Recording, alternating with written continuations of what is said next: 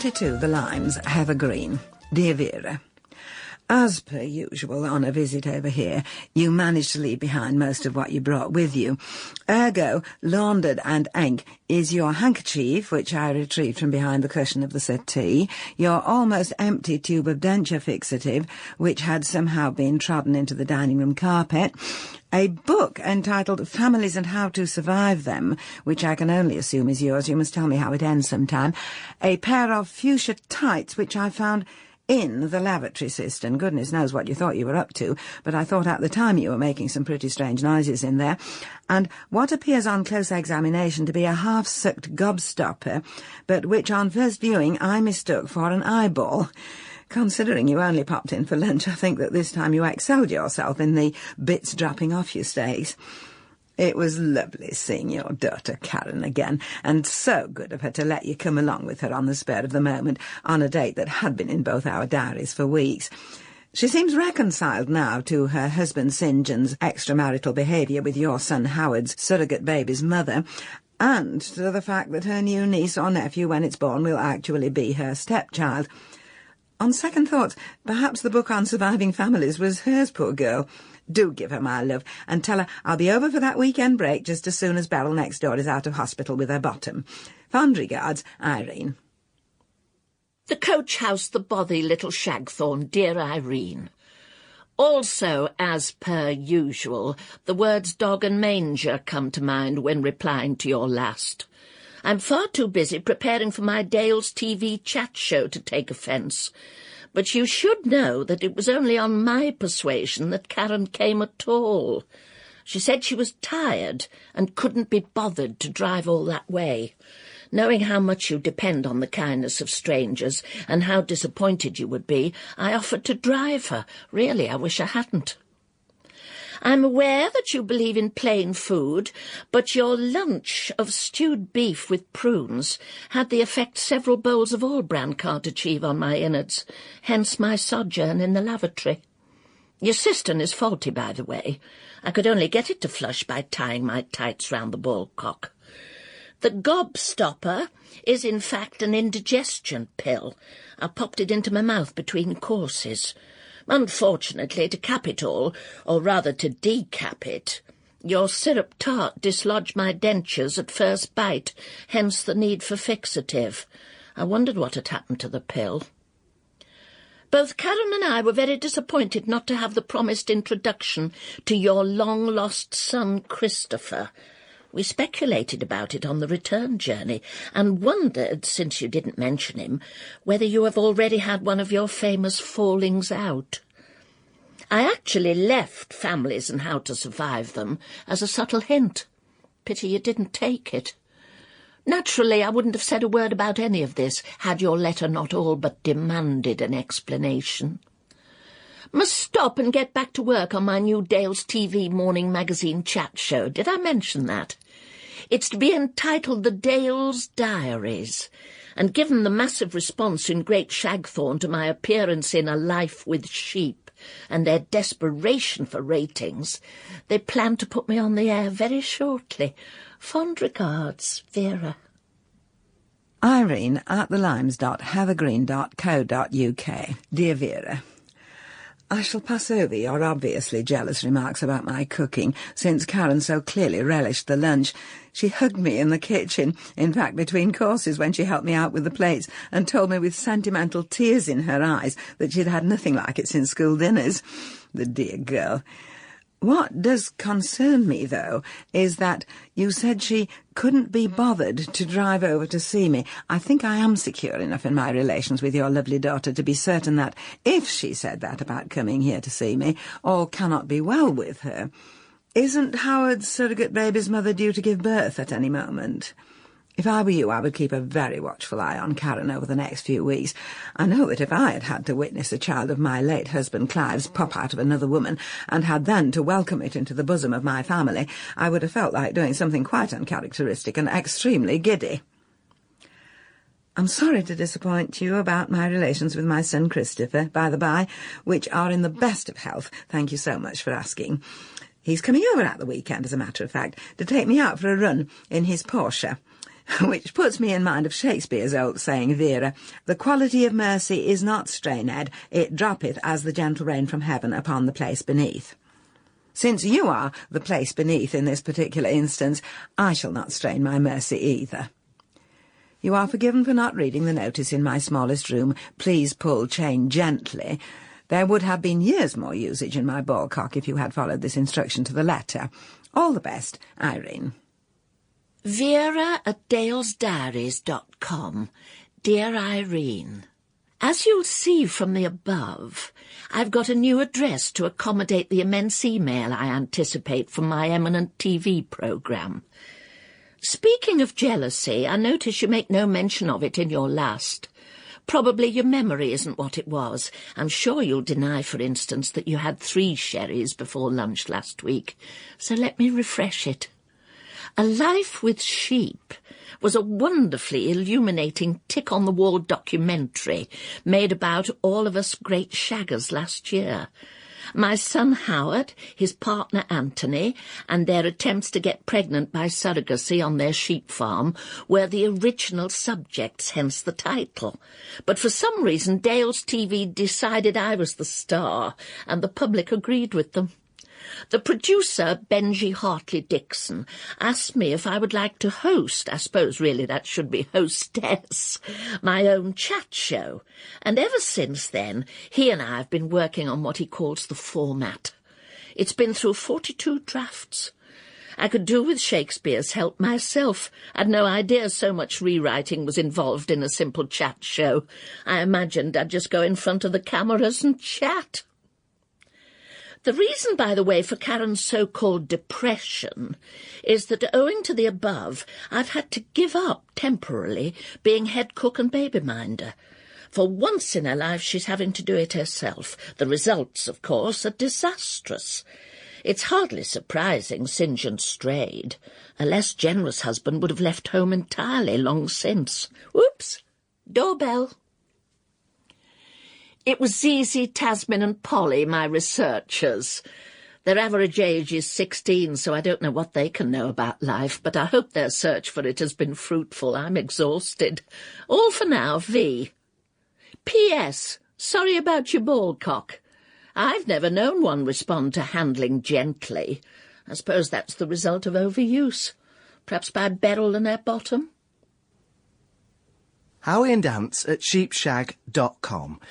Dear Irene, Mumsy mentioned you'd been inquiring after our pregnancy, so I thought I'd grab a moment between sheep milking and yoghurt fermenting to let you know how we're doing. Our surrogate mum, Natasha, or Tash as we call her, has settled into our community well. We've managed to wean her onto organic food and have all had a great time playing disco to our unborn baby and reading at Harry Potter. Tash will shortly be having a home birth with myself and Anthony in attendance. There'll be an official midwife as well, though there's little that Ants and I don't know about delivery after breeding a pedigree sheep flock. We've made it up with brother-in-law St. John and Tash's husband Wayne, but Sister Karen is still a problem. She's just so selfish. After all, St. John was only trying to help by impregnating Tash when the syringe method failed. Our main worry is how we'll cope after the baby's born and Tash goes home. We were approached after A Life with Sheep to turn Sheep Dipper's shed into a theme farm, but the developers wanted to have Ants and I dressed up as heritage shepherds. I didn't mind that so much. I'm a natural for little Bo Peep. But I drew the line at all the additives they wanted to put in the yoghurt. Back to square one on the finances. We're now thinking of making a child-friendly, sheep-themed educational centre. With Karen and St. John's 3 and our new baby, we'll soon have plenty of kids to entertain. You must come and visit after the birth and see our little one for yourself. We're so excited. Loads of love, Howie. Irene at thelimes.havergreen.co.uk. Dear Vera, if I've told you once, I've told you 1,000 times. With Beryl's bottom, it isn't a question of how much she has to go. It's a question of what's around it, in it, and what comes out of it that's the problem. If you want more details than that, I'll give you her phone number. She'll tell anyone chapter and verse of the sorry tale at the drop of a hat. All for now, I feel the muse coming upon me. Irene. Dear Howard, thank you for your email. I'm glad to hear things have settled down in your complex family relations, although I do think both you and your mother are being rather harsh on poor Karen. Give her time. You can't expect her to be overjoyed at the fact that her husband was intimate with another woman, however well-meaning he thought it was being at the time. The fact of the matter is, in a few weeks she will be an aunt and a stepmother in one fell swoop. I know if it was me it would take some digesting. I propose of coming to grips with complicated situations. I was most struck by the idea that you are reading to the new baby through its mummy's tummy, and I have taken the liberty of penning a few verses to explain to it its unusual situation vis-à-vis its parentage. Perhaps you would be so kind as to read to it the following ode. All good wishes and love to Anthony, Reen. Welcome, New Baby Small, a poem by Irene Spencer. Hello in there, my little one, in all your unborn glory. Quite soon you'll be out here with us, so you should know your story. In common with all other babes, you'll pop out Mummy's tummy, from whence you'll be in Daddy's arms. And that's where it gets funny. Where other babies have one dad, for you there will be 4. And mums, that usually come in ones, you'll have, 2 or more. So let me introduce you now to save a later muddle to all your parents. 6 in all, my, what a lot to cuddle. There's Daddy St. John with long legs, a vet who gave you life. And Mummy Karen, who isn't your mum, but is your daddy's wife. Then there's Daddy Wayne, of course, who wouldn't be a relation if he weren't married to Mummy Tash, who gave you your creation. Last comes Daddy Howard and his partner Daddy Ants. You'll know them when you see them. They'll be the ones who change your pants. You'll live happy ever after on their farm Sheep Dipper's shed, and they will be your parents, even though they can't be wed. Dear Reen, thanks for the hysterical poem. We read it out loud, screaming with laughter, and it obviously struck a chord with our little unborn, as she began to kick wildly. Poor Tash got quite bilious. She had to lie down and have one of Ant's famous massages. That's another money spinner we've decided to try out at Sheep Dippers. Ant is wonderful with his hands, but there's only so much you can do to a sheep. His talents are rather wasted. Your explanation of our baby's parentage did highlight a few bothersome areas. Calling it small nearly provoked a climax. Ant and I have argued for months about what surname to give it. Naturally, I favour small, he favours flowers. We've thought of a hyphen, but small flowers sounds a bit, well, lavender. Especially if it's a boy. We don't want to prejudice people's attitudes right from the beginning. As Mumsy keeps saying, the poor little mite will have enough to contend with. Big kisses, Howie. P.S. Take your point about Karen. Perhaps we should ask her to be godmother.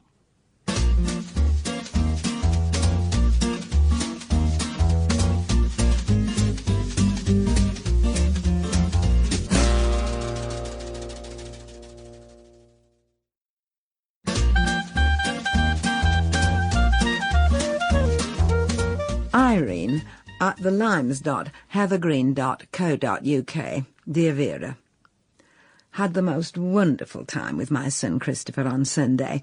He picked me up in his Porsche and drove me to a most exclusive restaurant over at Spittal Common, which is owned by a friend of his.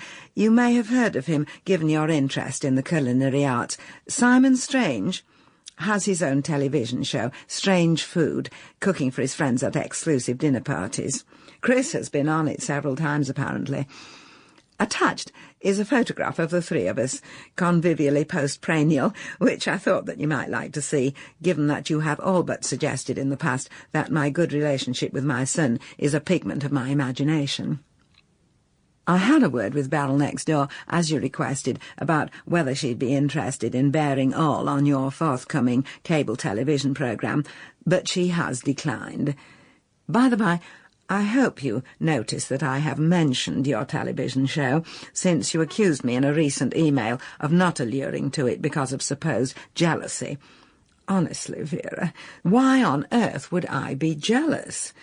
As far as I'm concerned, I couldn't be more delighted that you have at last found a new hobby which satisfies the demands of your larger-than-life ego, and if you seriously think it could be otherwise, then I'm afraid you must be suffering from paranoia. However, since we are on the subject, I would remind you that I still have an email in my inbox sent by you last year where you asked me to take part on the show as your co-presenter. I note that in the not mentioning it stakes, this subject has now become top of the league table. All good wishes, Irene. Vera@dalesdiaries.com. Dear Irene, yes, I have heard of Simon Strange. In fact, I watched a few of his dinner parties and even tried one or two of the recipes. Strange food indeed. I hope he didn't serve you his stuffed squirrel. In my opinion, that would go better on a mantelpiece. His guests were pretty peculiar too. They were over-made up, giggling wildly and waving their arms, and that was just the men. Quite honestly, I wondered if they were on something. Perhaps it was too much coriander.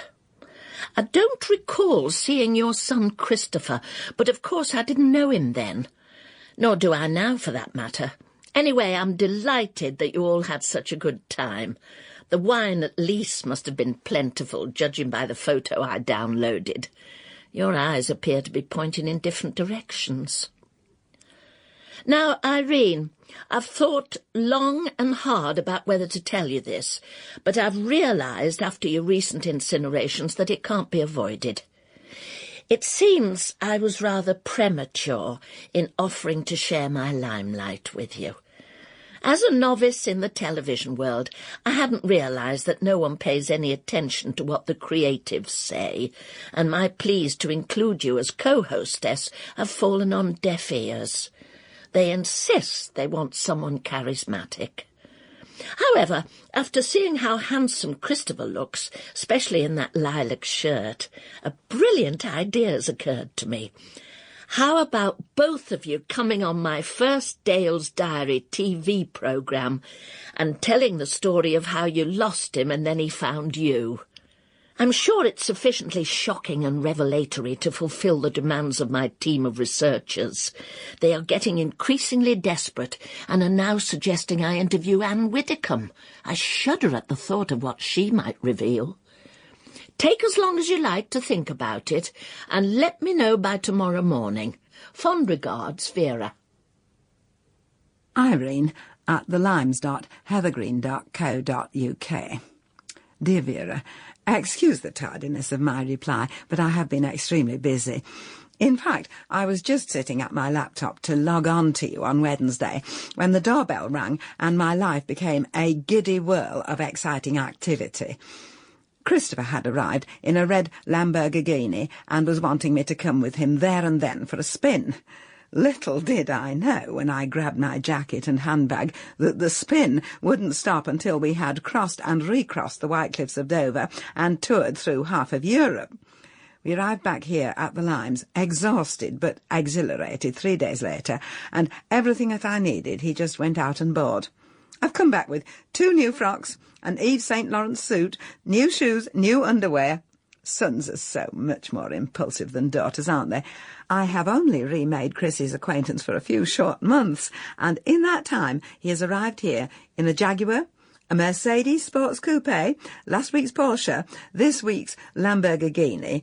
Indeed, such is his passion for motor cars, and dare I say it for his mum, that while we were in Prague on Friday, he popped out to get the morning papers and came back, having swapped his Lamborghini for a Ford Mondeo, saying that I would be much more comfortable in a saloon car for the return journey. The dear boy. He was absolutely right, of course. Little sports cars are lovely to look at, but very awkward for ladies to get into and out of elegantly, and rather short on legroom. Of course, he is something of an expert on motor cars, what with having his own pre-owned vehicle reallocation consultancy. As the miles rolled by us, I put to him your request of our appearing together on your show, and, as I thought he was of the same mind as I myself on the subject, we have no desire for our moving and complex tale of Christopher's origins to become entertainment for the cable television viewing public of Great and Little Shagthorn. So, good luck with Anne Widdecombe. All good wishes, Irene. Vera@dalesdiaries.com. Dear Irene, I was beginning to think the conundrum I'd set you was proving too much, and I should have asked Christopher directly.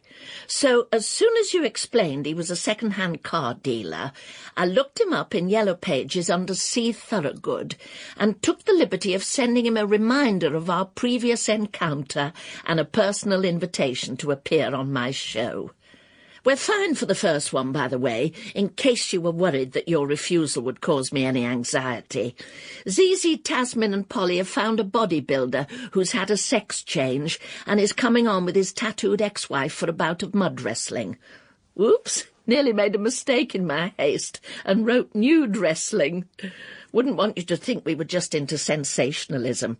Anyway, do let me know if you change your mind. All for now, Vera. Dear Christopher, I feel I can call you that after our brief but entrancing former acquaintance. I don't know what your mum has told you about me since, or if she's told you anything at all. Sometimes Irene can be very possessive. However, I recently sent her an invitation for you and she to appear on my Dale's Diaries TV show. I needn't tell you what good publicity a morning magazine programme can be for a business entrepreneur such as yourself. We'll be reaching a global audience. My researchers have recently been chasing stories as far away as the North Pole. Not that they'd have a lot of use for old bangers there, but I don't doubt with your good looks and charm you could sell one to a walrus. Also, and don't pass this on to your mum, we're still looking for a vibrant young co-presenter. I won't say any more, but if you're as photogenius as you seem, you could be just the ticket. Warm regards, Vera Small. Irene at thelimes.heathergreen.co.uk. Dear Vera, Christopher has forwarded the email you wrote to him on to me, and I have to say that I am shocked to my foundations. How could you even think of going behind my back to try to tempt my son into betraying me? Does our so-called friendship mean nothing to you? I'll tell you what I think. A, that you haven't even mentioned me as a possible co-presenter of the wretched show to your producer because you fear I might outshine you, and B, that you have become foolishly and giddily intoxicated with Christopher's charm and good looks, and have started to fantasize erroneously that some romantic relationship could develop between you along the lines of Richard and Judy. Unless you can prove my theories groundless, please do not trouble yourself either to reply to this missive or indeed to ever contact me again. Yours, hurt, bruised, confused and desiccated, one who has hitherto always thought of herself as your erstwhile friend, Irene Spencer. Vera at dalesdiaries.com. Irene! As usual, you have totally misunderstood my motives. I thought I was doing Christopher a favour. Come to that, I thought I was doing you one. If you're expecting to carry on the expensive lifestyle to which you are obviously becoming accustomed, the idea that I would be harbouring romantic illusions for a man half or even 3/4 my age — how old exactly were you when you had him, by the way? — is ridiculous. I knew that you would take my offer the wrong way, hence my request to him to keep it to himself. I am shocked he hasn't treated my email as confidential, nor been civil enough to reply. Not the behaviour of the gentleman I remember. Since you are obviously consumed with envy and smarting desperately at your rejection, I have begged Dale's TV to think again. Otherwise, I can see I shall never hear the end of it.